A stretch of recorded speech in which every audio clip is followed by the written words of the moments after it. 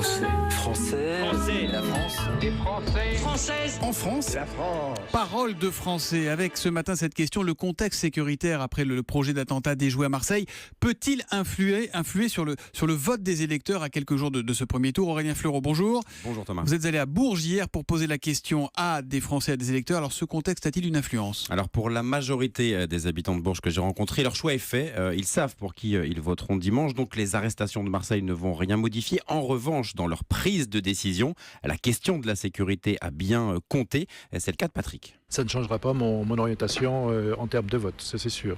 Maintenant, la notion de sécurité sur le territoire, elle reste un domaine effectivement à maintenir, dès lors qu'il s'agit de moments festifs. Si on prend aujourd'hui par exemple le printemps de Bourges, on est obligé d'avoir des mesures renforcées, ce qu'on n'imaginait pas avant.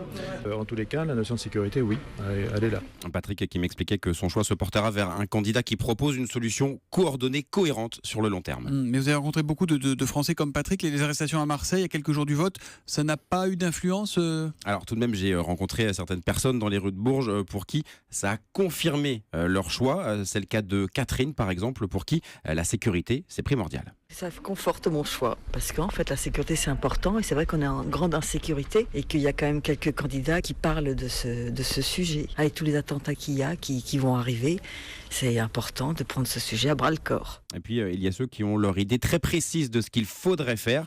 Olivier va choisir un candidat qui saura réformer la justice. Le thème de la sécurité, je pense qu'il faut surtout revoir tout le fonctionnement de la justice, parce que c'est pas normal qu'on voit des gens qui sont allés se radicaliser en prison, qui sortent de prison et qui puissent encore faire des attentats ou au moins essayer de faire des attentats derrière. Parce que la police n'a pas démérité sur l'affaire, mais c'est réellement la justice qui est en dessous de tout.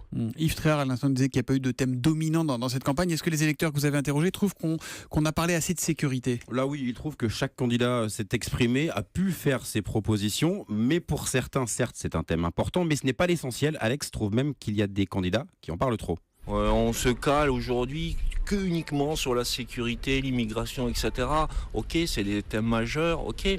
Mais les gens, ils ont besoin de savoir comment ça va se passer pour les soins, pour leur job, pour la retraite. Faut arrêter, on est en état d'urgence, on peut pas faire plus, on va pas mettre un militaire derrière chaque Français, ça ne sert à rien. Et puis ce qui a beaucoup fait réagir, ce sont les éventuelles récupérations politiques. En clair, on m'a dit, on n'est pas dupe du clientélisme. Merci beaucoup Aurélien Fleureau pour ce parole de français réalisé à Bourges.